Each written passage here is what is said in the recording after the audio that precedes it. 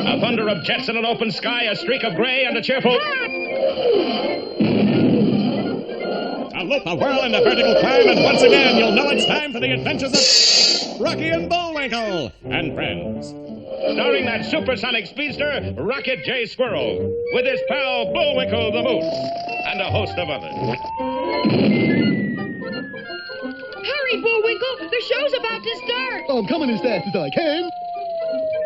Wave to the people! Yay! Now what are you doing? Sign an autograph. Let's see. John Smith. But your name is Bullwinkle. I know, but that's hard to spell.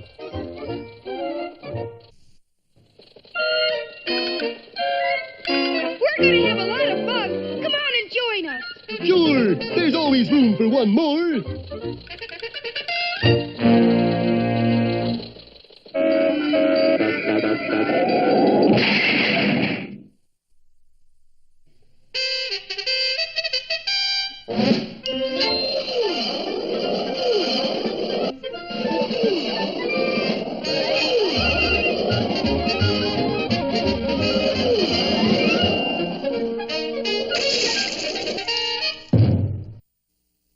While in the search for the box-top bad man, our friend Bullwinkle is pavement-bound in a hurry, for Boris Badenov, disguised as a detective, has thrown him a rope and failed to fasten the other end of it. I knew I forgot something. Hokey Smoke, I gotta save him. And Rocky the plucky flying squirrel plunged downward after his friend. He seized the end of the rope, shot past Bullwinkle, and fastened it to a projecting flagpole. When Bullwinkle reached the end of his rope, the flagpole bent like a fishing rod, then straightened out and snapped him up again right into the window of the World Economic Council, where a meeting was in progress. What is the next item on the agenda? I'm not sure, but I think it's me. On a floor above, Boris was still congratulating himself on the end of Bullwinkle.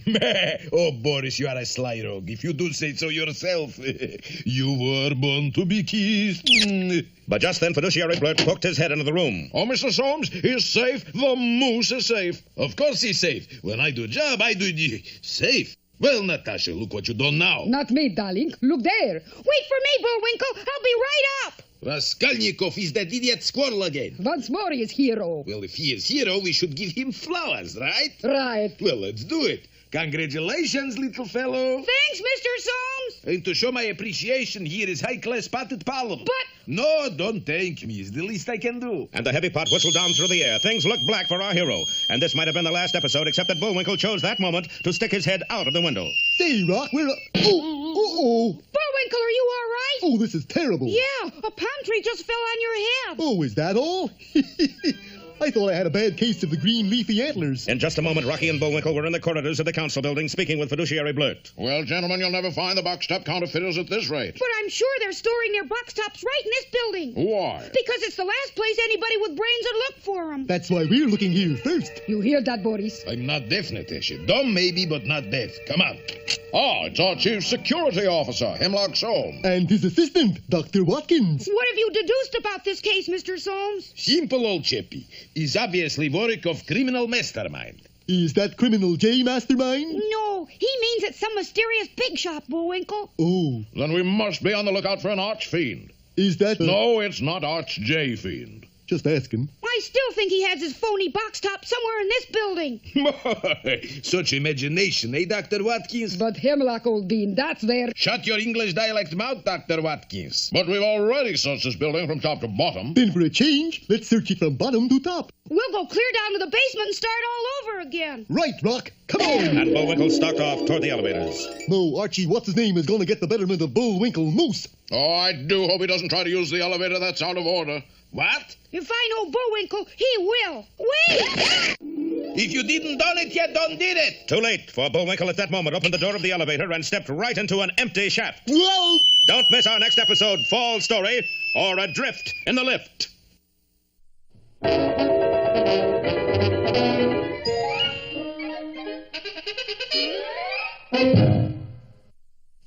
And now it's time for... Time for the dancing fool, Bullwinkle. Again? And now for one of our special fairy tales. Yeah.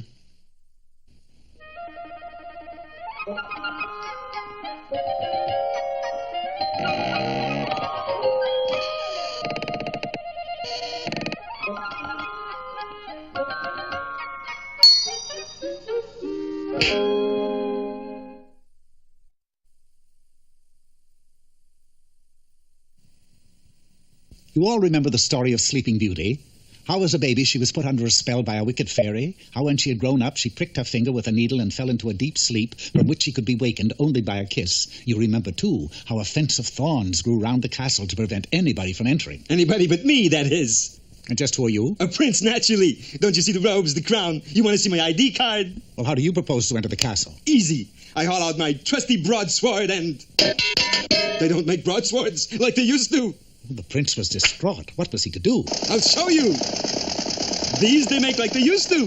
The prince made straight for the tower room. Sleeping Beauty, I've come at last. With one kiss, I shall waken you and... Wait a minute. Awake, she's just another princess. Asleep, she's a gold mine. I can see it now. Sleeping Beauty comics, Sleeping Beauty hats, Sleeping Beauty bubble gum, and biggest of all, Sleeping Beauty Land. Sure enough, the castle was soon made ready as a great tourist attraction. There was Moat Land. Have your X coupons ready, please. Have your X coupons ready. There was Entrance Hall Land. Y coupons, please. There was Stair Land. That's a Z coupon, folks. A Z coupon. And, of course, Sleeping Beauty herself.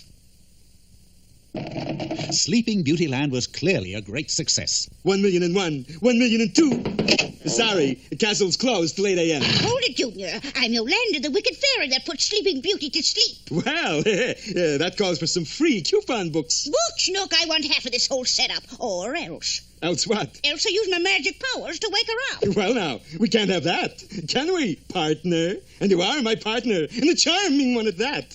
Now, wouldn't you like to see some of our Sleeping Beauty Land? Why not? Just step this way to Dungeon Land. My, this is spooky. Well, it's very popular. Some people stay here for a long, long time. How does it work? Well, I put these around your wrist, you see? Yes. Then I leave. Well, have a good time. I'll see you in a couple of years, kid. So, once again, the prince was in business for himself. 1,064,000, 1,065,000. Hiya, honey. You're back. You broke the chains. Yeah, they don't make them like they used to. Well, partner, how about trying our special submarine ride? Keen. The cement is just a safety precaution. The city makes us do it. I like the way it squishes between my toes. It's quick drying, too. There. Not squishy now, is it? If I like this one, can I go again? I'm afraid not. It's more of a one-way ride. So the prince was once more without a partner. 4,002,000, 4,003,000. Hello, I'm back. That ride was more fun, especially that first part. But- Imagine half of all this is mine. Yes, including the souvenir sales. Souvenirs? How much do they sell for? Well, this one is 75 cents. This one is $1. The Sleeping Beauty cowboy lasso is only $1.69. Now, let's see. Carry the 4 and... Say, you're in luck, little lady. I am. You betcha. You also get the official Sleeping Beauty Land moon rocket as a bonus gift. Goody. I've always wanted a... And the clever prince had apparently solved his problem. But soon he had another one. For the next morning, the crowds outside the castle were smaller, and the next day, smaller still. Clearly, Sleeping Beauty was a slipping beauty. And the prince was very sad indeed. Then, suddenly... Hi, sweetie. I'm back. And was that ever a ride? Well, you can have the whole thing back now, Toots. Sleeping Beauty Land is a flop. Now, wait a minute. She's been asleep for 20 years, right? Right. Maybe people would pay money to talk to somebody who's been asleep for 20 years. You mean... Yes, we just wake her up. We'll make a fortune. Go ahead and do it. Who, me? You put her to sleep, didn't you? Well, frankly, no. I'm not really a wicked fairy. I'm just wicked. But then how... Easy. You kiss her. You're a prince, aren't you? Well, not exactly. I never joined the union. I really make my living beating pigskins. You mean... Yes. I'm a hog flogger. But just then a remarkable thing happened. Sleeping Beauty's eyes opened, and she sat up. Don't worry, kids. I wasn't really asleep. Then why the big 20-year act? I just wanted to see if I could make it in showbiz.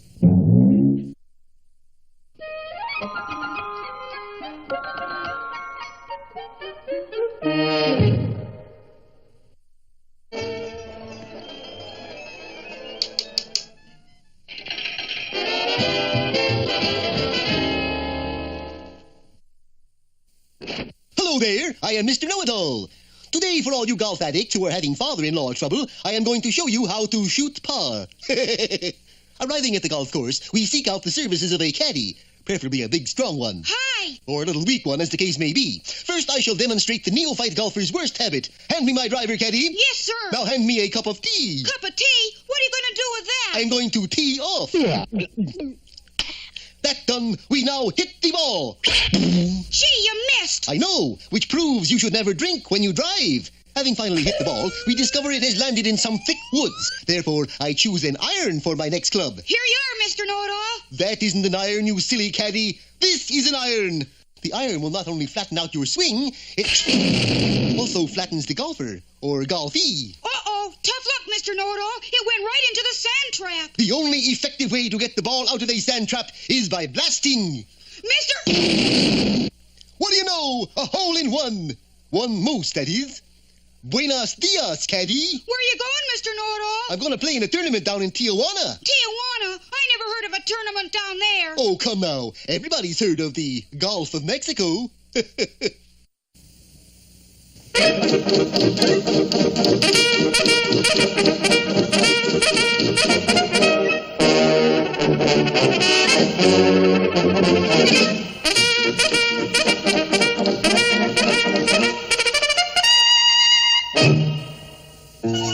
In the northern region of Canada at the close of the 19th century, the Royal Canadian Mounted Police held fast to their tradition of, we always get our man. Bleak, cold, lonely. Not a pretty place for a high-spirited girl like Nell Fenwick, daughter of Inspector Fenwick, commander of the post. You, Dudley Do-Right's horse, are the only one who understands me. You know the longing, the boredom. If only once the Mounties would not get their man. If only once Dudley Do-Right would do wrong like some other men do. I need bright lights, laughter, gaiety. What I'm saying, horse, is that I want to go into show business. But, Nell, you know how your father feels about show business. Oh, why don't you go out and bring in a man or something? Very well. Realizing that her father would never allow her to go into show business, Nell put on a mask and left the camp. All right. Where the Wheel of Fortune stops, nobody knows. Next contestant, please. Name, please. I am the masked Jenny Lynn. Go ahead, Miss Lynn.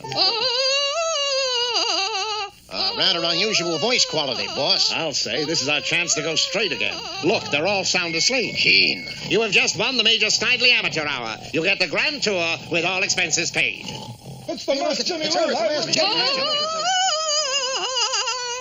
So Snidely with his masked Jenny Lynn swept the country. No town escaped the ruthless masked singer. I really knocked him out in Toronto, eh? Meanwhile, a man from one of the ravished towns wandered into the mounted police camp. And, Inspector, you should hear this masked Jenny Lynn. Hoo-wee! Pretty square, eh? Like the squarest. Don't worry. As you know, the Canadian Mounties always get their man. You see, here comes a mountain now.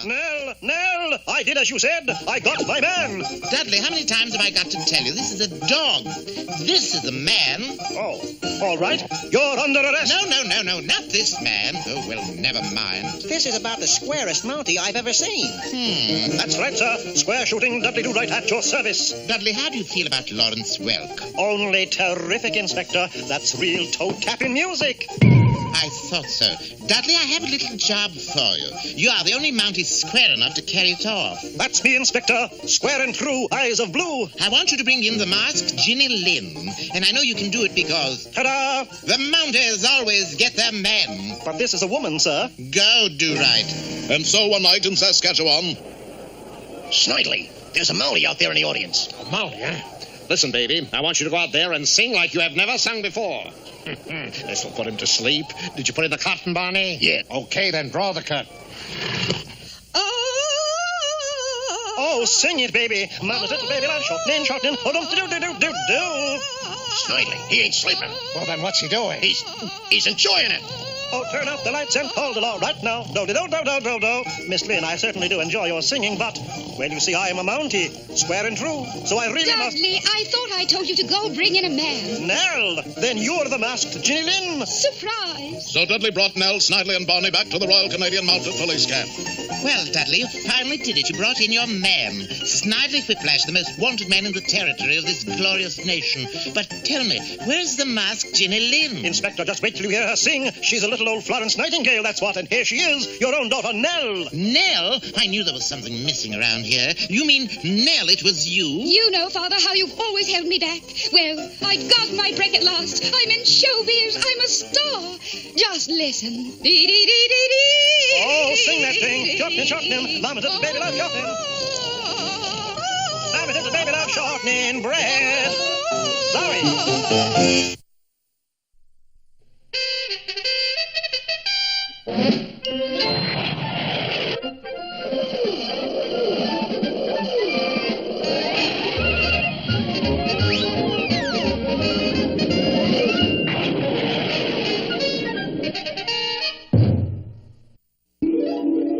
time, you remember, the intrepid Bullwinkle started off to find the box-top badman, and as his first step, walked right into an abandoned elevator shaft. There he goes again. Again? Does this happen often? Yeah, but not twice in one day. Courage, Bullwinkle, I'll save you.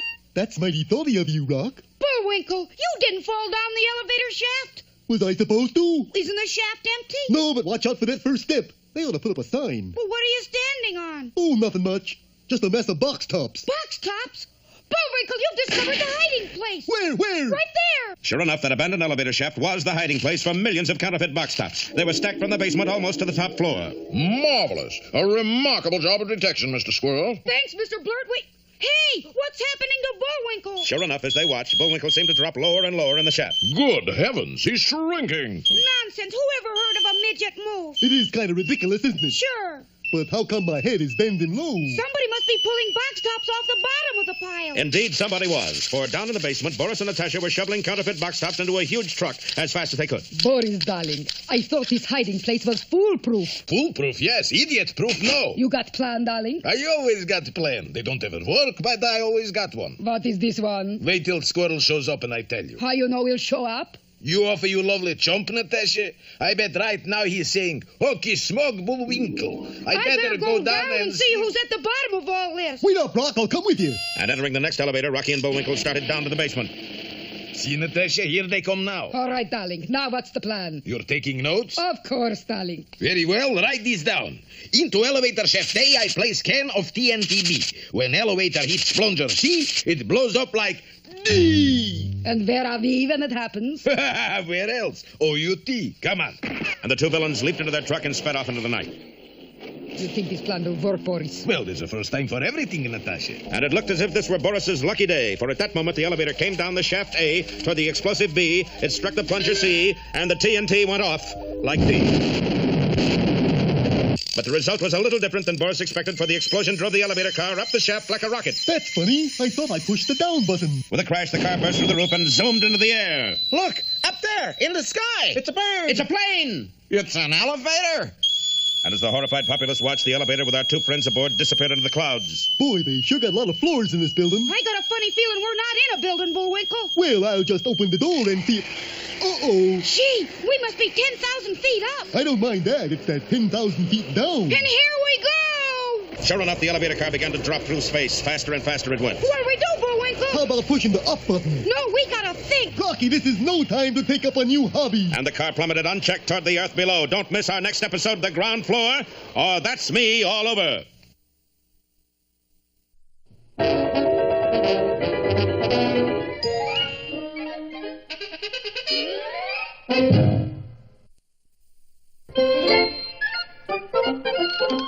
Well, it looks as if our time is just about run out. Mine must be a little slow. You got the credits, Bullwinkle? All on this itty-bitty card. Oop.